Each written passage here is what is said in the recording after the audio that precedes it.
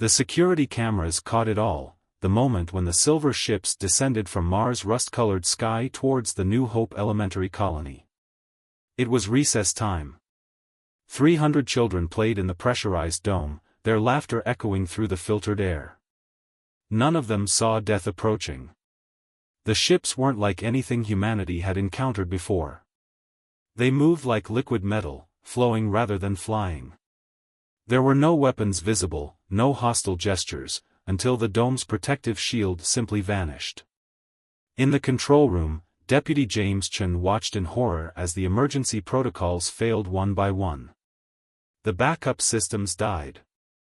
The distress signals went silent. The orbital defense grid powered down.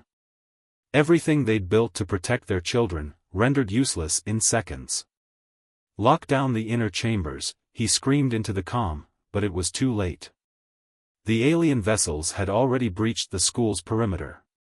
Through the cameras, he saw them emerge, towering figures with bodies that seemed to shift between solid and gas, their surfaces rippling like disturbed water.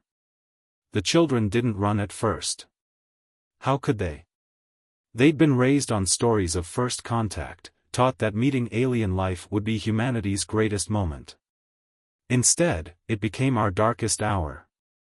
The beings moved through the crowd of children, touching them with appendages that looked almost gentle. Each child they touched simply stopped. Not dead, worse. They became living statues, aware but unable to move, their eyes wide with terror. Deputy Chen slammed his fist against the emergency broadcast button. His voice carried across every settlement on Mars, Earth, and the colonies. "They're taking our children. Code Black. This is not a drill." The transmission cut off as the aliens reached the control room. The last image captured showed Chen reaching for his weapon, determination etched on his face even as one of the beings reached for him. 3 hours later, when the first military response teams arrived, they found an empty school. 300 children and 47 staff members, gone. Only a single message remained, carved into the dome's central pillar in perfectly formed English letters: "They will serve a greater purpose." The response from Earth came within the hour. For the first time in human history, every nation, every colony, every settlement united under a single declaration: "You harmed our children. Every star you hide behind, every planet you cower on, every ship you send, we will find them all. And we will make you pay." The galaxy had never seen humanity at war. They were about to learn why you never, ever harm human children. This wasn't going to be a war of conquest or resources.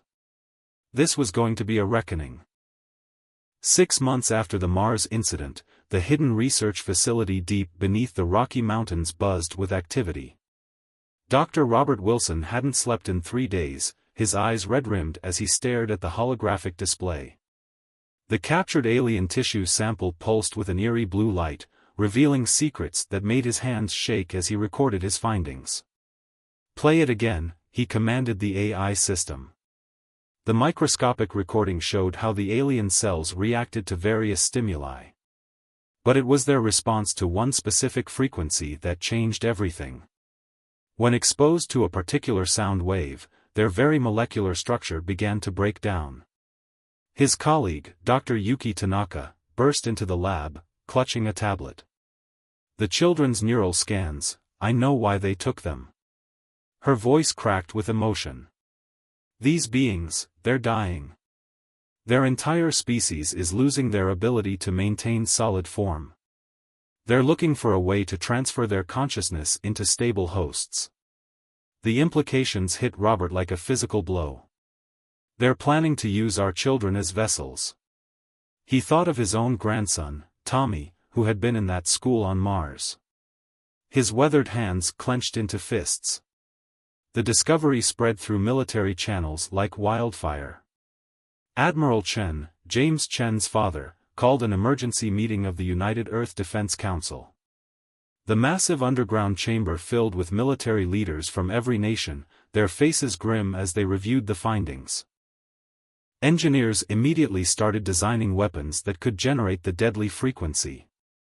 But it was Dr. Wilson's next discovery that truly changed the course of the coming war. While studying their communication patterns, his team decoded fragments of their internal transmissions. The aliens weren't just desperate, they were terrified. Humanity's emotional capacity, especially our fierce protection of our young, was completely foreign to them. They had never encountered a species willing to sacrifice everything to protect its children. Through intercepted messages, they learned the aliens called themselves the Shifting Ones. They had done this before, moving from species to species, taking what they needed to survive. But they had never faced unified resistance. Their messages spoke of confusion, of fear, as reports came in of human ships being built at unprecedented rates, of weapons being forged in massive quantities. Dr. Tanaka made another breakthrough when she found a way to track their quantum signature through space. They leave a trail, she explained to the council, like ripples in spacetime. We can follow them anywhere they go. As the first month of preparation ended, humanity had transformed. Every factory on Earth and in the colonies now produced weapons and ships. Former enemies became allies, sharing resources and technology. The largest fleet in human history was taking shape in orbit, each ship equipped with sonic weapons tuned to the exact frequency that would tear the Shifting Ones apart. Admiral Chen stood at the observation window of the Lunar Command Center, watching as another battleship joined the growing fleet. His son's last words still echoed in his mind. But now, they had hope. They had a way to fight back. More importantly, they had a way to find every last one of their children. Begin Operation Thunderchild, he commanded, naming humanity's first interstellar war after the vessel that fought the invaders in H. G. Wells' War of the Worlds. Send word to all commands. The hunt begins. In the research lab, Dr. Wilson finally allowed himself to rest, knowing that tomorrow they would take the fight to the stars. As he drifted off to sleep, he thought of all the empty beds on Mars, Earth, and the colonies. We're coming, he whispered. Hold on, children. We're coming. The massive diplomatic chamber aboard the International Space Station Alpha had never held such a diverse gathering. Representatives from 17 different alien species sat alongside human leaders, their appearances ranging from nearly human-like to utterly alien. But they all shared one thing: they had all lost children to the Shifting Ones. Through the station's reinforced windows, Earth's massive defense fleet stretched into the distance, now joined by vessels of completely foreign design. Captain David Thompson stood at the podium, his voice carrying across the chamber in multiple translated frequencies. They believed they could continue their harvest unopposed, he spoke, his gray hair reflecting the soft light. But they made a mistake. They didn't just attack humanity, they created an alliance of the hunted. The Novalians, crystalline beings from a system 50 light-years away, shared their advanced shield technology. Their own children had been taken centuries ago, their bodies used until they crumbled. The Zarkax, a species of highly evolved insects, brought their expertise in faster-than-light travel. The Meridians contributed their mastery of quantum tracking. In the station's tactical center, holographic displays showed the combined fleet performing joint exercises. Ships of different designs and capabilities learned to work together, forming battle groups that complemented each other's strengths. Human sonic weapons were integrated into alien vessels, while Earth ships were upgraded with technologies beyond anything humanity had dreamed possible. Admiral Chen worked closely with Zarkax Commander Tal, their tactics becoming a deadly dance of precision. The Shifting Ones always struck isolated worlds, Tal clicked through their translator. They never faced united resistance. They don't understand the concept of alliance. The training simulations ran day and night. Human pilots learned to fly alongside crystalline ships that moved like light itself. Engineers from Earth worked with Meridian technicians to enhance the quantum tracking systems. Every species contributed their knowledge of the enemy, building a complete picture of their tactics and weaknesses. But it was the shared stories of loss that truly bound them together. In quiet moments between drills, aliens and humans exchanged memories of their taken children. Despite their vast differences, the pain was the same. The determination to rescue them was universal. A breakthrough came when Novalian sensors detected a shifting one supply line near the Orion Nebula. The combined fleet would have its first real test. As the massive armada prepared for its first coordinated strike, Admiral Chen addressed the gathered forces. Today, we show them that they didn't just wake a sleeping giant, they woke an entire galaxy of protectors.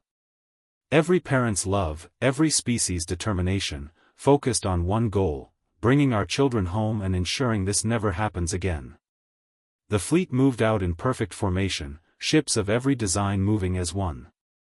Among the stars, a new power was rising, not of conquest, but of protection. The shifting ones had created something unprecedented, a coalition of species united by love and fury. In his quarters, Captain Thompson looked at a photo of his granddaughter, taken just days before the Mars attack. "The galaxy's changing, little one," he whispered. "And when we find you, you'll be coming home to a universe where no child will ever be taken again." The signal to begin the first joint operation flashed across every ship's command center. The greatest rescue mission in galactic history was about to begin. The combined fleet dropped out of hyperspace at the edge of the Orion Nebula, their arrival silent in the vacuum of space. Over 10,000 ships, their hulls gleaming with different metals and technologies, moved into attack formation. At the center, Earth's flagship, Prometheus, led the charge, its sonic weapons primed. Through the quantum trackers, they could see them, three massive shifting ones transport vessels, their liquid metal hulls rippling in the starlight. They hadn't detected the fleet yet. They never expected to be hunted. Admiral Chen's voice crackled across all channels, "Remember your training. Remember why we're here. All ships, commence Operation Thunderchild." The Novalian ships moved first, their crystalline structures catching the nebula's light as they surrounded the enemy vessels with an impenetrable energy barrier. The shifting one's ships tried to phase through it, their usual escape tactic, but the barrier held. Then human vessels moved in, their sonic weapons powering up. The sound was silent in space, but its effects were immediate and devastating. The liquid metal hulls of the enemy ships began to vibrate, their molecules fighting to maintain cohesion. The shifting ones tried to return fire, but the Zarkak's battle cruisers intercepted their energy weapons with advanced shields. For the first time in their long history of taking children, the shifting ones found themselves trapped and vulnerable. Inside the lead transport, the alien crew began to lose their form, their bodies turning to mist as the sonic weapons did their work. The ship's hull cracked like mercury under pressure, spilling its crew into space where they dissipated into nothingness. "Life signs detected in the cargo hold," a sensor operator shouted. "Reading 37 stable patterns, they match human children." Rescue teams from Earth, trained for this moment, breached the failing hull. They found the children in stasis pods, unconscious but alive. Among them was Tommy, Dr. Wilson's grandson. As the rescue operations continued, more enemy ships arrived, a desperate counterattack. But they weren't prepared for what they faced. The combined fleet moved with practiced precision, each species playing their role perfectly. Human sonic weapons, Novalian barriers, Zarkak's shields, and Meridian targeting systems worked in concert. The battle lasted less than an hour. When it was over, 17 shifting one's ships had been destroyed, and 49 children were rescued. Not a single Allied ship was lost. But the true impact of the victory wasn't in the numbers, it was in the message it sent across the galaxy. The shifting ones weren't invincible. They could be fought. They could be beaten. In the aftermath, as medical ships tended to the rescued children, Admiral Chen received transmissions from dozens of other species, all asking to join the alliance. The hunters had become the hunted, and their reign of terror was coming to an end. On the Prometheus's bridge, Captain Thompson watched as the stasis pods were carefully transferred to medical ships. "Send a message to Earth," he ordered. "First strike successful. The children are coming home." The fleet regrouped, their formation even stronger than before. This was just the beginning. There were still hundreds of children to rescue, and the shifting ones would be desperate now. But as the ships prepared for their next target, everyone knew that something had fundamentally changed in the galaxy. The age of the shifting ones was ending. The age of unity had begun. Red alert klaxons blared through Earth's orbital defense platforms. The shifting ones had launched a massive, desperate assault. Their ships appeared simultaneously at 12 different locations, using technology they'd hidden away, weapons born from centuries of stealing other species' children and knowledge. Multiple breaches detected. The defense coordinator's voice was steady despite the chaos.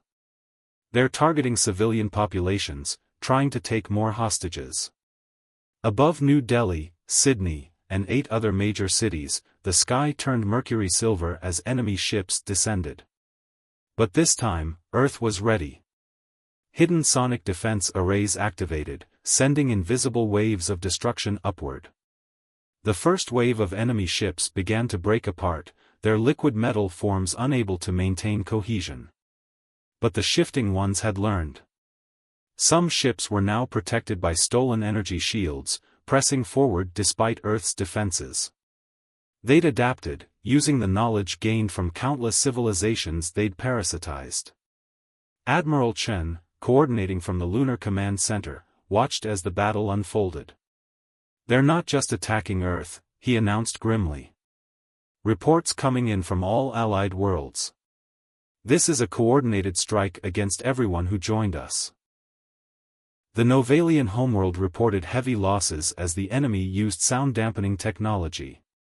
The Zarkax colonies faced ships that could penetrate their most advanced shields.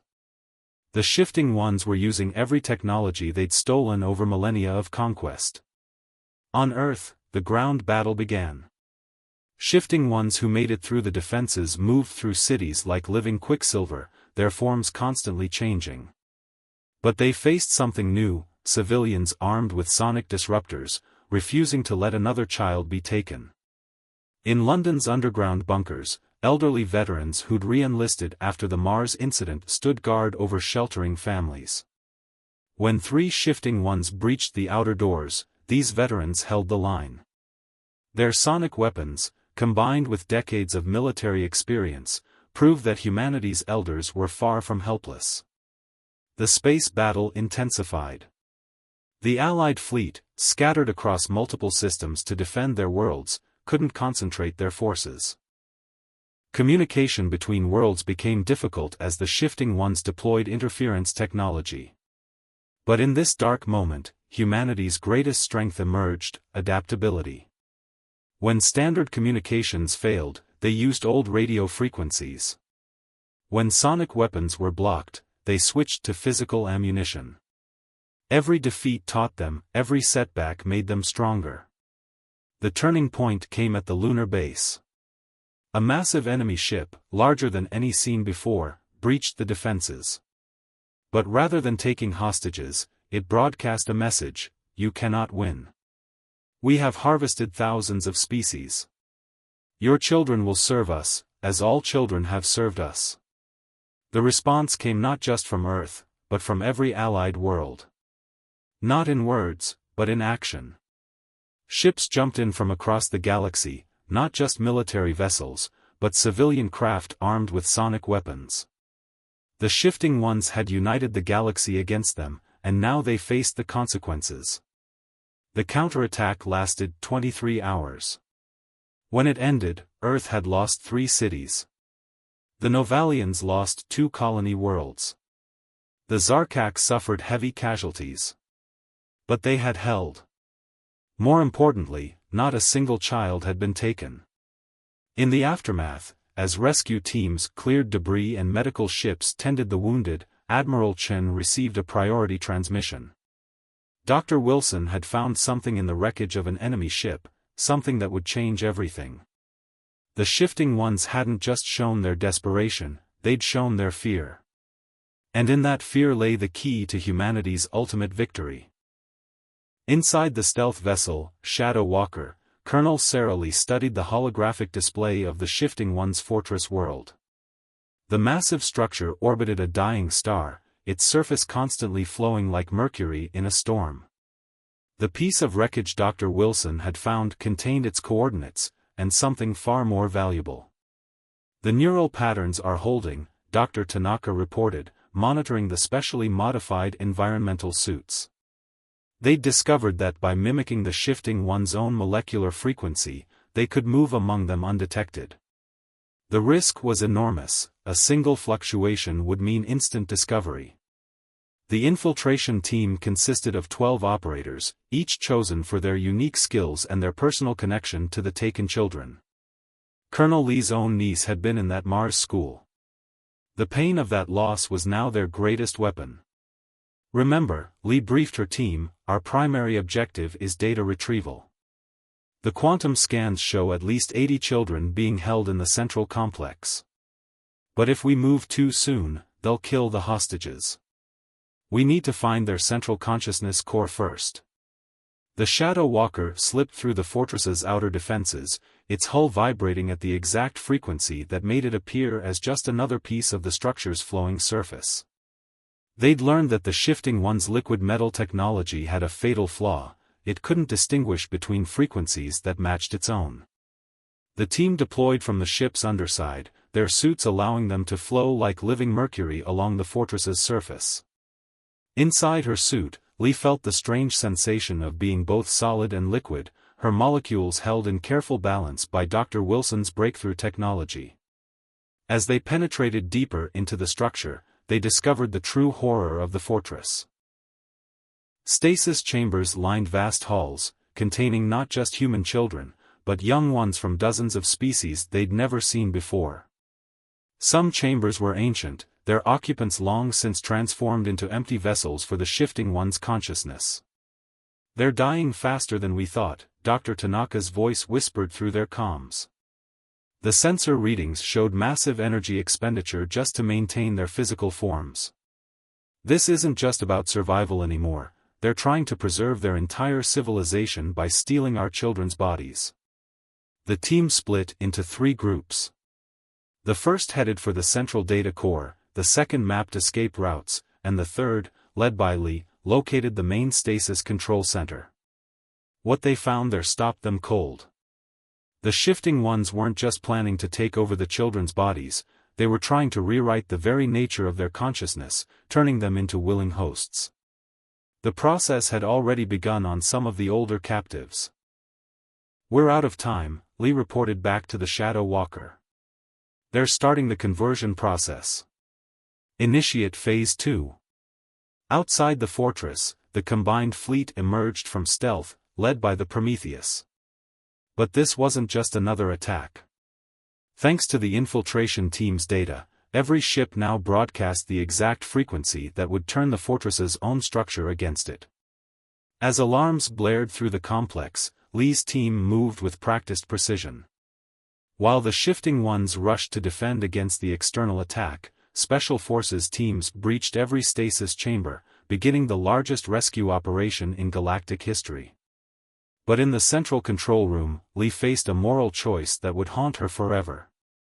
The shifting one's central consciousness core lay before her, the collective memory and essence of their entire species.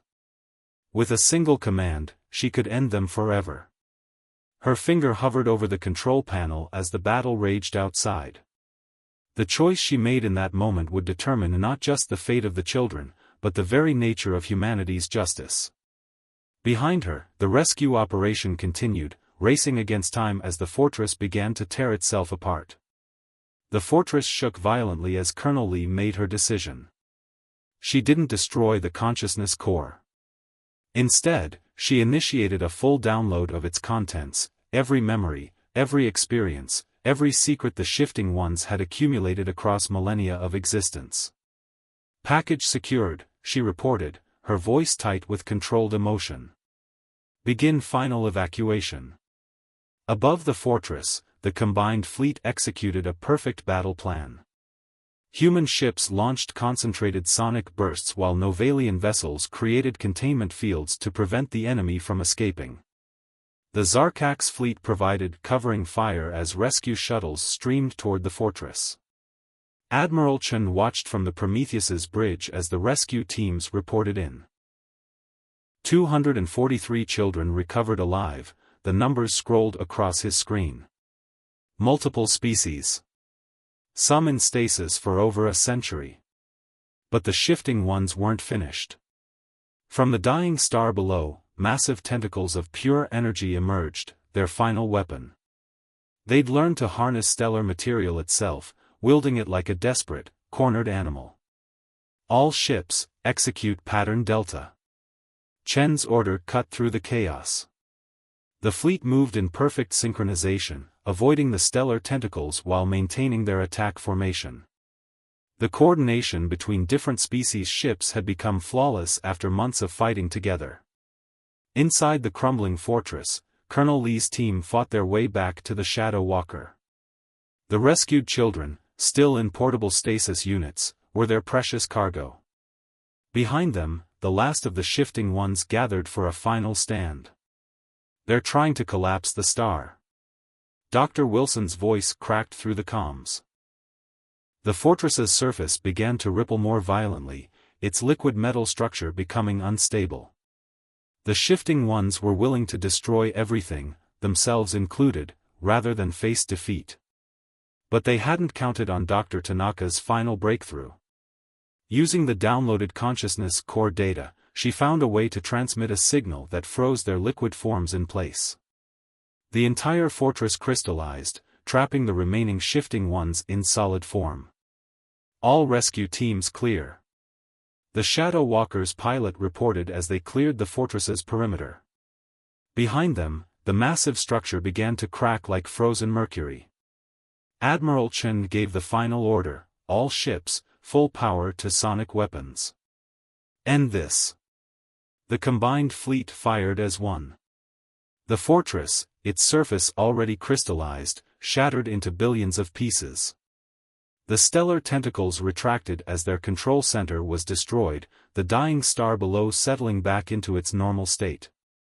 As the dust settled, the rescue ships jumped to safety, carrying their precious cargo of rescued children. The remaining fleet maintained position, ensuring no enemies escaped. Among the crystallized debris, something extraordinary happened. The frozen forms of the shifting ones caught the light of the dying star, creating a spectacle of refracted colors across space, a reminder that even in their final moments, there was a terrible beauty to their existence. The final push had succeeded, but it wasn't a celebration of destruction. It was a triumph of protection, of different species coming together to save their children. As the fleet set course for home, everyone knew that the galaxy would never be quite the same. In the Shadow Walker's medical bay, Colonel Lee watched over the rescued children in their stasis pods. The data core she'd saved might hold the key to understanding not just their enemy, but countless civilizations they'd encountered over their long history. The war was nearly over, but its greatest lessons were just beginning to emerge. In the massive medical facility beneath Mount Kilimanjaro, doctors from a dozen species worked around the clock. 300 stasis pods lined the walls, each containing a rescued child. After months of preparation, it was time to begin waking them. Dr. Wilson stood beside his grandson Tommy's pod, his wrinkled hands steady as he checked the life support readings one final time. The complex process of reversing the stasis had to be perfect, any mistake could be catastrophic. Beginning revival sequence for Group 1, Dr. Tanaka announced. She had aged years in the past months, but her eyes shone with determination. The first pod's crystal surface began to clear, revealing a small boy inside. The monitors showed his consciousness beginning to stir. Parents and family members waited in nearby rooms, their anticipation palpable. They had been prepared for what to expect. Their children had experienced trauma beyond imagination. The recovery would take time. The first child opened his eyes. For a moment, there was only confusion, then recognition as he saw his father standing nearby.